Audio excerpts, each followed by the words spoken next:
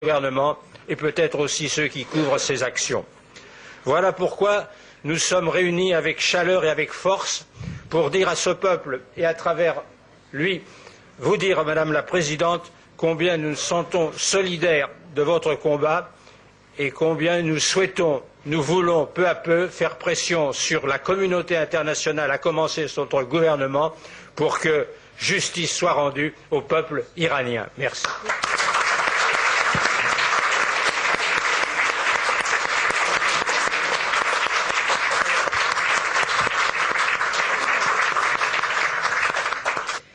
Madame la Présidente, Mesdames, Messieurs, nous voilà une fois de plus réunis pour une cause noble et juste, une cause humanitaire avant tout.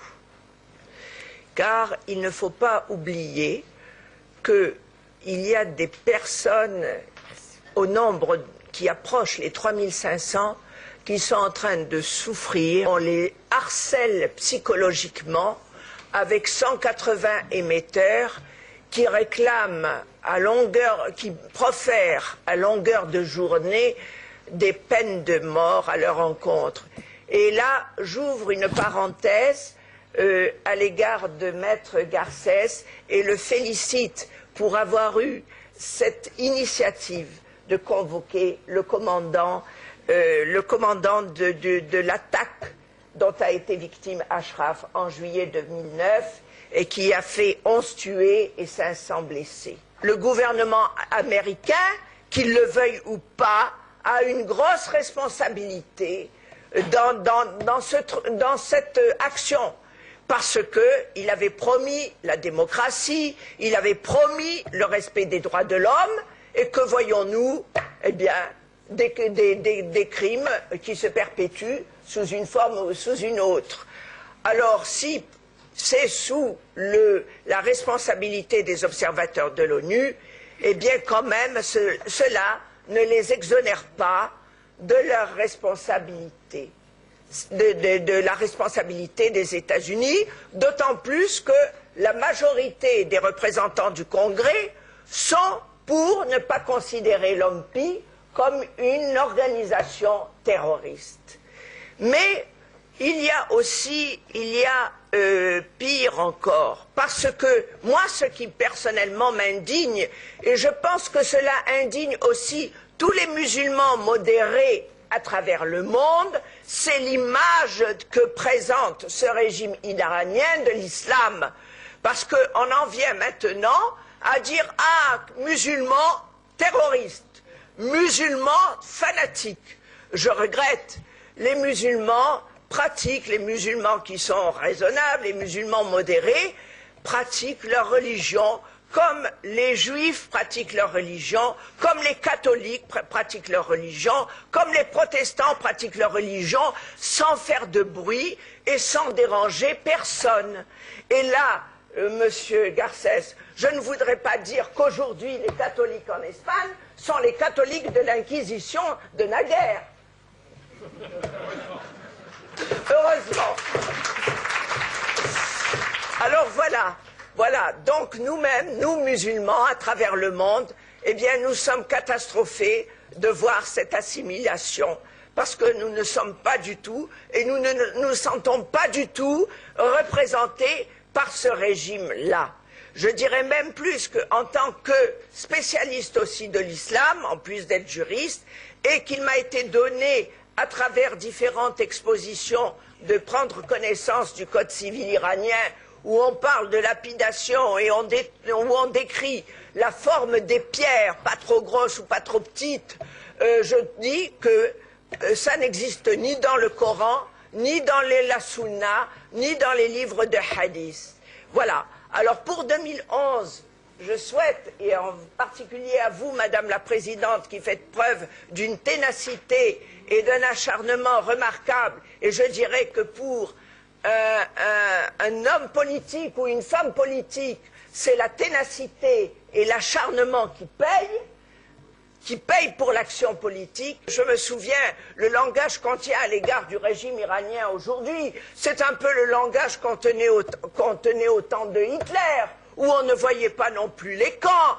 si même en dépit pour les intérêts économiques, ne veulent pas trop, disons vulgairement, se mouiller, alors Dieu merci, il y a l'opinion publique, il y a les associations, il y a tous les citoyens, car le président Wilson disait très justement en 1919 à la conférence de la paix, si les responsables sont un peu frileux, il y aura toujours l'opinion publique derrière, et on sait très bien que c'est l'opinion publique qui a amené la révolution de 1789 et qu'elle peut beaucoup, même si son action n'est pas immédiate, mais à la longue, elle pèse énormément.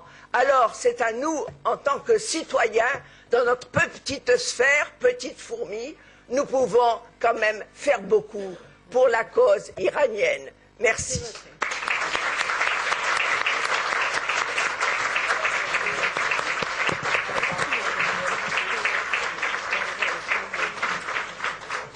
Et je trouve effectivement, je vous ai fait un aveu, j'ai été pendant 15 ans de nationalité espagnole avant que d'être français. Je n'en ai aucune, pas de regret non plus, puisque les choses sont ce qu'elles sont. Mais il m'est resté cette fierté peut-être des Espagnols, et en tout cas fierté de voir ici un de mes confrères qui a obtenu ce qu'il a obtenu, qui n'est rien et qui est tout. Et c'est pourquoi nous sommes ici. Nous sommes ici parce que chacune de nos réunions est un pas dont nous pouvons espérer qu'ils seront suivis d'autres pas qui aboutiront vers la lumière. Et ce que vous avez fait, mon cher confrère, c'est quelque chose de déterminant qui méritait d'être souligné et salué par l'avocat que je suis, par le confrère que je suis, par l'ami que je suis, par le compatriote que je suis encore de cœur, et je tenais à ce que cela soit dit de manière officielle. Et maintenant, il faut aller au bout. Car nous tous, avocats, juristes, nous savons qu'il y a des démarches, mais si elles n'aboutissent pas, de quoi s'agit-il?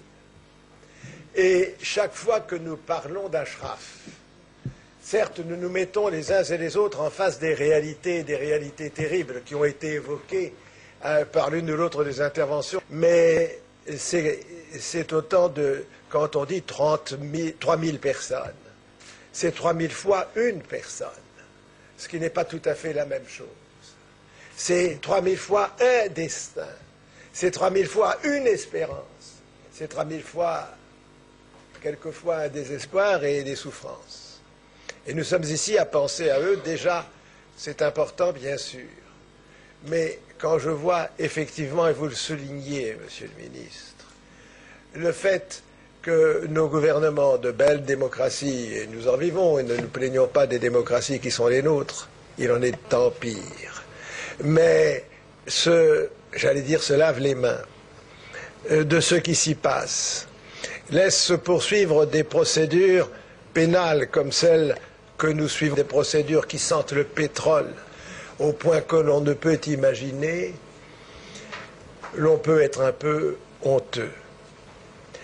Je voudrais évoquer 2 citations. La première, c'est celle de Charles Péguy, qui disait que lorsque l'on laisse accomplir des crimes sans réagir, on est toujours un peu complice, et complice c'est pire qu'auteur, parce que c'est la lâcheté par-dessus. Est-ce que nos gouvernements, est-ce que nos sociétés, de ce côté-là, ne sont pas lâches, et par là plus coupables encore? Et puis la deuxième citation, elle vient à l'esprit de tous ceux qui suivent un peu la presse ces temps-ci. Indignez-vous. Je m'indigne, je réagis pour que ceux-là qui m'indignent disparaissent. Nous sommes là. Que nos réunions aient un sens. Que nos réunions fassent des étapes, les unes après les autres. Et nous, avocats, qui suivons le dossier actuellement à instruction d'un